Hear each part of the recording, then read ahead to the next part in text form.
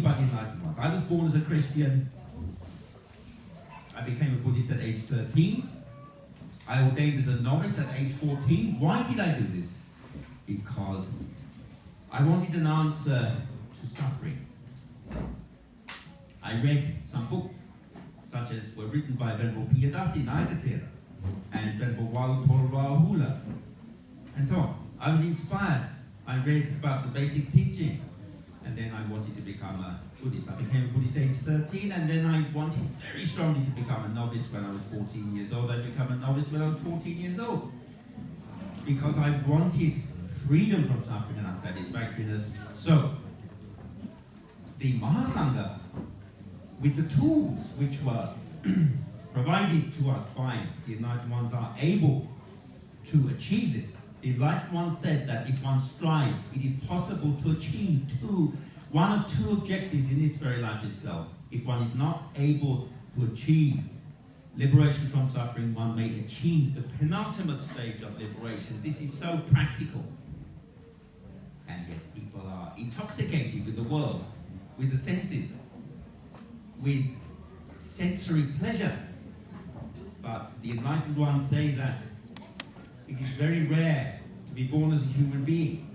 In fact, he spoke of this in an analogy which you may or may not have heard of. Imagine the great ocean. Imagine in that great ocean a ring of wood floating on that great ocean, such as the Pacific. Imagine one turtle. Imagine that every 100 years that turtle would surface, and by some incredible coincidence or chance that turtle were to put its neck through that ring of wood. It could happen, but the chance of that happening is so rare.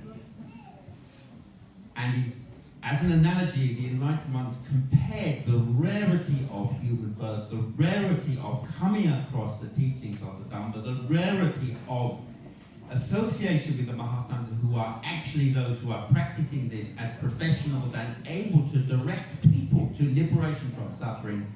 All this is actually quite a rare phenomenon, and people in Sri Lanka are, by some fortune, very, very lucky to have been born in a Buddhist country and to have come across these teachings. But some people, a lot of people apparently, are not aware enough of the incredible value of these teachings. But we are. Me, for example, I became a Buddhist at age 13. This was because I wanted an answer to suffering. That is why I'm still here. And that is why I'm participating in this Katina Pinkama. I know the value of this Katina Pinkama. I understand the power of this Katina Pinkama. I understand and would like to convey this message to all here in relation to the power of this Katina Pinkama, which is symbolized in the offering at the end of the observance of the rain season by the offering of this single robe to one monk.